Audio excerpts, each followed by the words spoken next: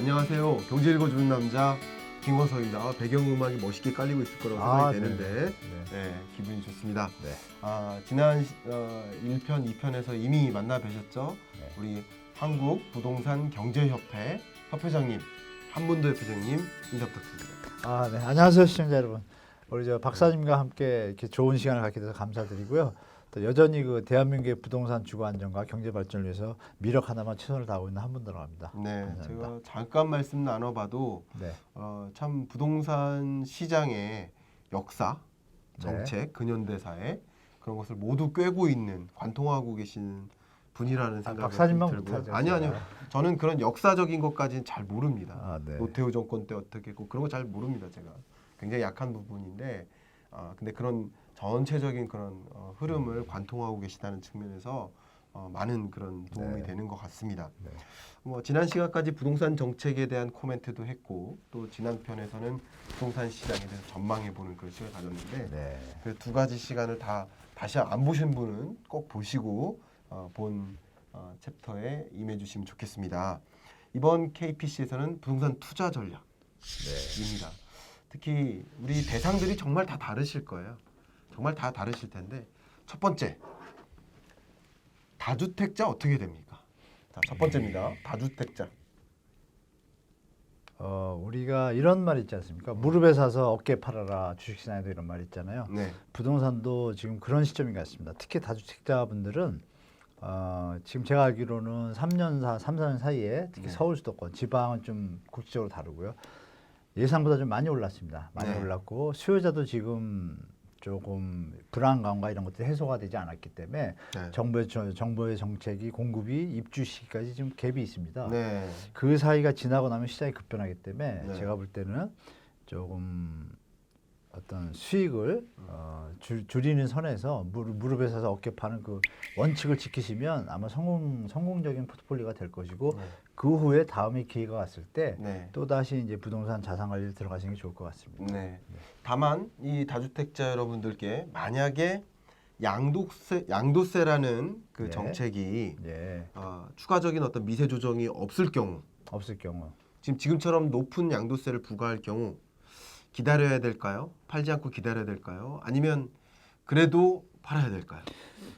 저는 정부가 조금만 어떤 이 경색 현상이 조금 길어진다고 보면은 아마 일부 의원분들뿐이 아니라 여론이나 전문가분들도 공통적으로 던지고 있는 그 대목이거든요. 무리하게 정책을 강공으로 규제 정책으로만 하는 것이 좋은 정책은 아니거든요. 최대의 어떤 행복과 최소의 피해를 줘야 되는데 지금은 다 피해가고 있어요. 근데 만약에 양도세라는 부분을 조금만 완화해 주면 진짜 다 같이 행복할 수 있는 어떤 길이 열리는 거거든요.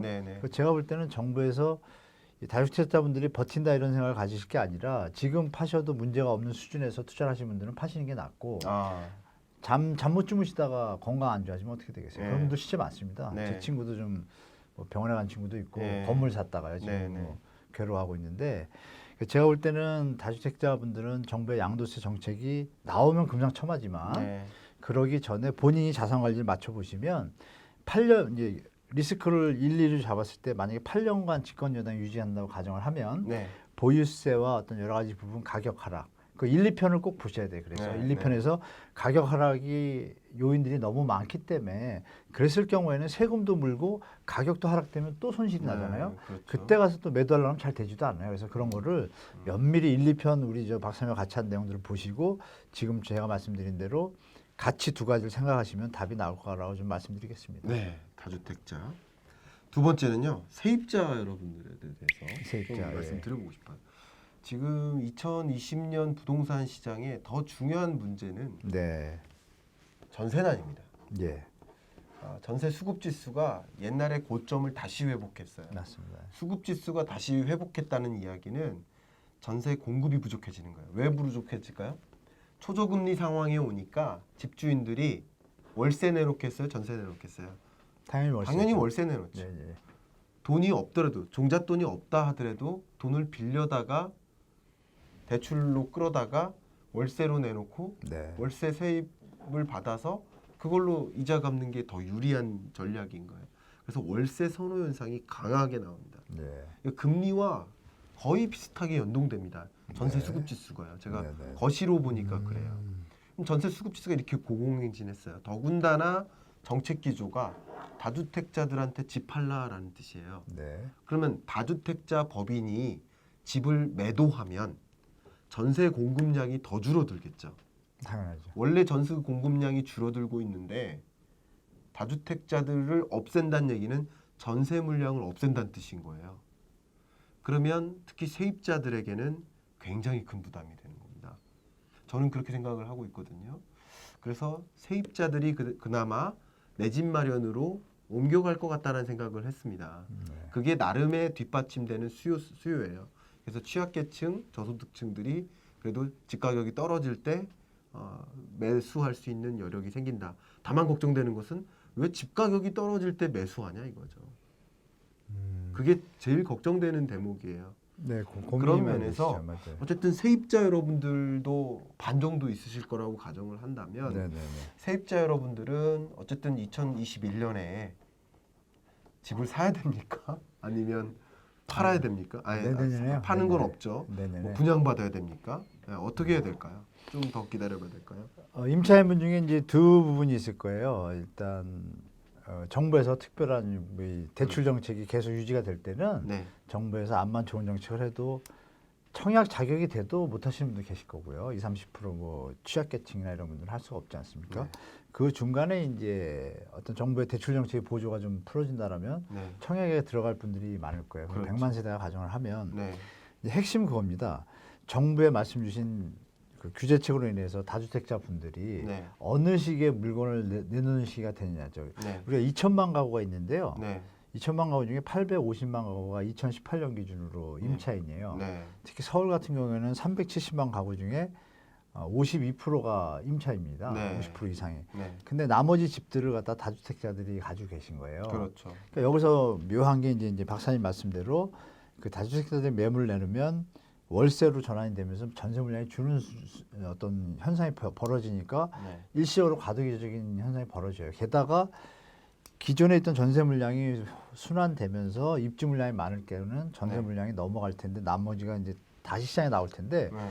지금 공교롭게 2021년에 공급 물량이 좀 입주 물량이 좀 적어요. 그렇겠네요. 예년에 비해서 한 네. 20% 조금 줄었습니다. 네. 줄었는데 중요한 건 매매 수요도 줄었다는 얘기죠. 지금 말씀 주신 네, 대로 네. 내려가는 데 살까? 근데 지금 세입자 임차인분들 입장에서 제가 볼 때는 네, 그러니까 뭐 닥치고 공격 뭐 이런 거 있잖아요. 네, 네. 뭐 운동할 때 그런 음. 것처럼 제가 생각할 때는 그냥 닥청입니다. 닥청. 무조건 제끼고 청약을 일단 일부러 보시는 게 나을 것 같아요. 네. 왜냐하면 제가 볼 때 정부에서 어떤 청약의 어떤 형태를 보면서 대출을 좀 풀어줄 가능성이 좀 높다고 봅니다. 지금 그렇군요. 규제를 묶어둔 것을 네, 생애주기 가설 DTI 좀 나왔었잖아요. 네, 네, 그 부분을 풀어가지고 20대, 30대, 40대 분들이 앞으로 돈을 벌 어떤 생애주기를 계산하면 네, 충분히 여러 개 있거든요. 네, 그럼 해외처럼 외국처럼 80%, 70% 대출이 전혀 큰 문제가 없습니다. 네, 그 뭐 지분형 적립도 얘기도 나오잖아요. 네, 지분형으로 주택을 분양하는 것도 20%만 내고 그런 형태로 갑자기 급선회할 수도 있는 방안도 정부가 하고 있을 가능성도 있습니다. 그래서 제가 볼 때는 지금 뭐 아기들이 크거나 뭐 아주 중요한 때, 뭐 고2, 고3 이런 어떤 임차인분들이 계시다라면 자식과 가족의 건강이 우선이니까 조금 비싸더라도 그냥 집을 사시고 네, 그렇지 않고 조금이라도 여유가 있다. 특히 임대차 3법으로 2년, 4년의 갭이 생겼으니까요. 이번에 새로 신규 계약하신 분들은 좀 비싸지만 4년의 갭이 있으니까 4년 동안 무조건 청약에 계속 하시는 겁니다. 힘들어도. 네, 그러다 보면 그 4년 뒤에는 어떻게 되겠어요? 네. 물건이 많이 나왔으니까 가격이 어느 정도 하락이 돼 있을 네, 거고 네. 안정된 국면에서 시장에 진입해서 살 때는 네, 부담도 좀 덜하겠죠. 네, 그래서 네. 제가 볼 땐 그렇게 청약을 일단 1번으로 공격하라라고 좀 말씀드리겠습니다. 네. 아, 그러면 결국 이제 분양의 대상이 되도록 나를 만들어라. 네, 맞습니다. 예, 기본적으로. 예. 제 경제 전망책에 그 문장이 그대로 있습니다. 아, 또 그러세요? 진짜 있습니다. 아, 네. 확인해 보세요. 정말 그 문장이 그대로 있습니다. 놀랍습니다. 그 문장 그대로 있습니다. 예. 그러니까 다음 대상을 또 이제 두 가지 대상을 지금 논했는데요. 네네네. 한 가지 더 상용 건물은 어떻게 될까요? 요즘 코로나19의 충격으로 인해서 특히 자영업자들의 폐업이 맞습니다. 본격화되는 상황이고 네. 오피스들도 뭐 워낙에 이 재택근무가 활성화되면서 오피스 사이즈를 줄여요. 많은 네, 조직들이. 왜냐하면 이렇게 많은 오피스가 필요 없어요. 재택근무를 활용하기 시작하니까 그게 정확하십니다. 기업들한테 굉장히 더 효용이 높아요. 왜냐하면 임차료가 어마어마한 비용인데 네. 재택근무를 해도 생산성이 안 떨어진다면 우리 생산성본부잖아요. 그렇죠. 그렇게 해도 생산성이 안 떨어진다면 굳이 이 비싼 임차료를 물어가면서 기업 경영할 필요가 없거든요. 맞습니다. 예. 그런 식으로 실제 오피스도 줄고 네. 폐업으로 상용 건물도 줄고 굉장히 많은 그 변동이 있고 대혼란인데요.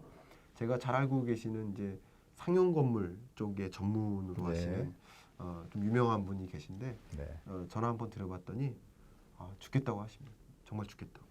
어떠세요? 진짜 죽을지도 모릅니다. 21년 왜냐하면 죽지 마시라고 전화 여기. 네네. 네. 사실 사업용 시장은 거의 뭐 특별한 경우를 또 제외하고 아까 네. 계속 말씀드리지만 국지와 선택적으로 보셔야 하는데 지금 해서 우리가 말씀 나누는 건 전체적으로 보는 거잖아요. 그럼요. 지금 뭐 폐업률이 어마어마한 거 말씀 주셨고 그 상업용 시장은 이미 국민연금이나 삼성 뭐 또 생명보험회사들이 지금 물건들을 막 부동산 지금 처분하고 있습니다. 네. 사이징을 줄이고 있거든요. 네. 이게 만약에 미래 가치가 있다라면 그걸 처분할 일이 없지 않습니까? 거기서 우리가 신호를 봐야 되고 네. 두 번째는 뭐 단적인 예로 이제 오피스텔을 말씀드리면 지금 말씀 주셨는데 강남의 오피스텔이 지금 사무실이 한 1년 전부터 나가면 네. 1년째 지금 비어 있습니다. 네. 그러니까 나가는 것만 있지 들어오는 공실이 게 없습니다. 계속 늘어나요. 네, 공실의 어떤 비율이 네. 보도에 좀 많이 안 나서 그렇죠. 어마어마하게 지금 특히 사무실이요. 네. 거지용으로 같이 있는 거는 그나마 거주를 하니까 네. 어떤 뭐 공실이 좀 덜한데 네. 사무실이 예상보다 지금 많이 나오고 경매가 이제 지금 슬슬 강남 지역에 경매 물건들이 사무실이 이제 슬슬 나오기 시작합니다. 보도에 안 나옵니다. 근데 이게 만약에 코로나가 조금만 길어지고 그리고 아시겠지만 우리가 너무 빚을 많이 내가지고 여력이 좀 없어졌잖아요. 네. 자생 여력이 그게 이제 내수 침체까지 왔기 때문에 기업의 어떤 매출 감소로 이어지고 시나리오가 이어지지 않습니까? 네. 그러면 당연히 어떤 소득의 감소가 뭐 네. 외형적으로 보는 거가 틀리잖아요. 그래서 그렇죠. 제가 볼 때는 아까 말씀 주신 언택트까지 네. 겹쳤잖아요. 또 네. 코로나까지. 그래서 제가 볼 때 상업용 시장은 당분간 근데도 지금 많이 짓고 있거든요. 네. 근데도 많이 짓고 있기 때문에 제가 볼 때는 진짜 만약에 상업용 또 오피스나 이런 쪽을 갖고 계신다면은 철저히 분석하신 다음에 빨리 처분할지 네. 아니면 계속 유지할지를 판단하셔야지 대충 지나가시다가는 생각지도 못한 네. 어떤 자산 관리에 대한 부담을 가질 수도 있으니까 좀 네. 유의하시기 바랍니다. 좋습니다. 너무 좋고요. 네. 그냥 상용 건물, 상용 부동산에 대해서 질문을 드렸는데 그냥 요거는 좀 다르지 않느냐? 지식재산센터. 지식산업센터요? 예, 예. 지식산업센터. 아, 지식산업센터 공급량이 좀 많아지고 있어요. 네, 맞습니다. 그리고 일가구 2주택, 뭐 다주택자 이 범주에 이 지식산업센터는 안 들어간다. 해서 이제 오피스 투자를 해야 된다. 네. 이런 또 국지적인 그런 니즈들이 있어요. 그 그건 부분에 이제- 대해서는 어떻게 생각하십니까? 그건 이제 뭐 가상 디지털 단지라든지 네. 수요가 있고 수요가 존재하는 곳은 네. 큰 문제가 없습니다. 그러나 그 외에 산업센터가 조금 붐을 일으키는 느낌을 주면서 네. 지금 뭐 지방, 뭐 신도시 곳곳에 들게 되는데요. 네. 지식산업센터 지금 말씀하신 내용은 그걸 분양하는 사람들 얘기입니다. 그렇죠. 그리고 투기가 좋고 경기가 좋을 때 얘기입니다. 네. 네. 경기가 좋아야 지식산업센터가 사무실이 필요하고 그런 것이 그렇죠. 필요한데 그리고 정부에서 그것을 또 강력하게 지원해서 융자를 70~80% 해주기 때문에 가능한 것인데 네. 지금은 융자를 해줘도 창업할 기업이 없으면 어떻게 되겠어요? 네. 그 실제로 제가 지식산업센터 중에 9월 말 또 8월 말에 오픈할 예정인 지역을 눈여겨보고 있습니다. 네. 뭐 이 서울 수도권에 뭐 신도시 택지지구들 많잖아요. 네. 다 지금 오픈 못하고 9월 말 준공 오픈식 딱 현수막에 붙은 지가 5달 전에 봤는데 네. 다 지어졌는데 네. 못 하고 있습니다. 그 그렇죠. 이유 뭐 제가 말씀 안 드려도 다 그렇죠. 아시겠죠. 그래서 네. 좀 조심하십사 좀 말씀드리겠습니다. 조심하셔야 됩니다. 네네네. 그 소위 세일러, 예, 예. 셀러들이 그렇죠. 그렇게 노력을 하죠. 지금까지 이 일대 지식산업센터가 맞습니다. 이만큼 가치가 올랐다. 그래서 그렇죠. 지금 사셔야 된다. 뭐 이런 얘기를 하고 더군다나 이제 정부의 규제에 안 들어가니까 여기로 자금이 몰릴 것이다. 이런 식으로 얘기를 하는데 이건 공실 정도를 많이 판단하셔야 된다. 그렇습니다. 예, 이거 꿀팁 중에 하나입니다. 맞습니다. 상용 건물은 그 일대의 그 공실을 확인해야 됩니다. 공실이 정확하시죠. 없고 앞으로도 이 일대가 가치가 상승하거나 예. 뭐 예를 들어서 SRT가 뭐 지나거나 그렇죠. 여기 도입되거나 뭐 이런 식으로 그 지역의 가치가 상승돼서 도심이 형성된다면 공실이 줄어들겠죠. 그러나 네. 그런 여러 가지 여지가 없는데 단순히 지식산업센터 뭐 괜찮다, 수익성 좋다 이렇게 이야기하는 것은 단순히 그 셀러의 의견만 입장이죠. 듣고 예, 맞습니다. 덥석 그런 의사결정을 하면 안 되겠다. 더군다나 집을 정리하고 다주택자들이 집을 정리하고 바로 이걸 투자해야 된다라는 식으로 판단하기보다는 정말 그 여건을 확인하셔야 된다. 네. 돌다리도 조심하셔야 두드리고 가야 네. 된다. 지금은 어쨌든 상용 건물 시장은 주거용 건물 시장보다 더 안 좋다. 더 어렵다. 경기도 안 좋고 말 그대로 공실도 이미 많고 그리고 자영업자의 폐업이라든가 오피스의 이제 축소화 뭐 이런 것들이 맞물려서 더 어렵지 않을까 그런 종류의 생각들을 많이 합니다. 제가 한 가지 네. 더 여쭙도록 하겠습니다. 네. 그러면 이제 1주택자는 어떡합니까? 주택을 하나 보유하고 있어요. 네. 파는 게 나을까요? 아니면 좀 기다릴까요?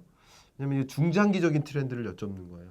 이것은 1, 2년 사이의 부동산 전망이 아니라 그래도 4년, 5년 이상의 부동산 전망 하에서는 1주택자가 양도하는 게 좋을까? 아니면 계속 갖고 있는 게 좋을까? 현재 시점에서 자녀분들을 보시면 되겠습니다. 일단 자녀분이 다 크신 분들은 뭐 파셔도 되고 안 파셔도 되고 큰 무리가 없습니다. 네. 왜냐하면 물량들이 앞으로 많이 나올 거고 네. 전세를 사시든 월세를 사시든 이 뭐 계산을 다 해보시면 별 차이가 없을 거라고 저는 판단되고요. 네. 다만 이제 자녀들이 어린 경우 있지 않습니까? 네. 그럼 거기서 보이진 않지만 우리가 편익 기회비용이라고 그러잖아요. 자제분들이 좋은 환경에서 공부를 잘해서 좋은 학교를 가고 건강하게 자라고 이러는 것이 중요하다고 판단되시면 이 부분을 스스로 한번 판단해 보십시오. 그러네요. 내가 과연 2억을 3억을 더 벌지 예. 뭐 이런 걸 계산하시면 집을 내가 여기서 만약에 지금 뭐 32평인데 조금 이런 경우도 있습니다. 32평 41평인데 충분히 살만해요. 근데 집이 오래됐어요. 네. 오래되니까 좀 새 집으로 가고 싶은 욕망이 있습니다. 네. 그런데 이제 대한민국 20년, 30년 되면 이제 리모델링이 더 10년 뒤부터 발전할 텐데요. 리모델링을 하고 나면 새 집 같거든요. 네. 그 지금 말하는 뭐 증축 이런 거 말고 그냥 있는 자체에서 네, 네, 네. 그래서 그런 부분을 생각하시면 제가 볼 때는 1주택자분들은 자녀가 어리시지 않다라면 네. 그냥 뭐 파시든 마음대로 하시고 네. 어리시다라면 팔지 마시고 네. 그냥 어린 아이들의 어떤 기회비용과 본인이 또 그러네요. 마음이 편하면 또 네, 사업이 네. 잘 되실 거 아니에요. 네, 네. 그런 비용을 좀 계산하시면 네. 뭐 판단에 좀 쓰시라고 저는 개인적으로 네. 봅니다. 예. 동의합니다. 아마 이 정도로 제가 세분화해서 각각의 대상별로 이렇게 하셨으면 좋겠다라는 투자 전략을 말씀드렸다면 네. 거의 해당되시지 않는 분이 안 계시지 않을까 뭐 이런 네. 생각을 했는데 꿀팁 한 가지를 말씀드리면 어쨌든 2021년에 중요한 이 건설 부동산 시장의 특징은 인프라 시장입니다. 대규모 인프라 투자가 예정되어 있습니다. 한국판 뉴딜 사업도 그것의 그렇죠. 하나예요. 예. 그러면 정말 없던 교통 인프라, 없던 물류 인프라들이 들어섭니다. 결국은 그런 지역을 중심으로 해서는 말 그대로 가치가 상승하기 때문에 그렇죠. 황무지가 도시가 돼버리기 때문에 그런 가치 상승폭이 높은 지역이 어디일까? 그런 지역을 보고 투자 의사 결정하는 것은 특히 무주택자가 1주택자로 나를 만들 때 그때 그런 가치 상승 지역에 대한 투자 의사 결정을 고민해 보시는 것은 그나마 바람직한 그 투자 방법이지 않을까 그런 생각을 저는 꿀팁으로서 좀 전해드립니다. 네. 대표님도 마무리 한 말씀. 네네. 저는 좀 생소하신 분들 계실 텐데요. NPL이라는 상품이 있습니다. 네. 일부 분들만 하고 계신데 네. 조금 관심을 가지시고 NPL이라는 게 이제 채무가 안 됐을 때 이제 질권을 이제 매도하는 건데요. 부실채권. 네, 거의 큰 비용 안 들이시고 네. 어떤 투자 전략이 아주 좋은 상품입니다. 다만 네. 이제 이렇게 막 횡행하는 어떤 작은 업체들 말고 네. 신뢰도가 높은 업체들하고 조금 정보를 취하시면은 네. 생각보다 어떤 높은 성공의 어떤 투자의 길을 좀 접하실 수 있으니까 NPL 예. 좀 한번 접해보시기 NPL 바랍니다. 여러분 스스로 네. 또 공부하시면서 네. 어떻게 그쪽에 또 투자할 수 있을까를 또 고민해 보신다면 도움이 됐으리라 생각이 듭니다. 예, 말씀 정말 감사하고요. 네. 여러분들께도 큰 도움 되셨으리라 생각이 듭니다. 이상 KPC 한문도 협회장님과 마무리하도록 하겠습니다. 네. 감사합니다. 감사합니다. 네, 감사합니다.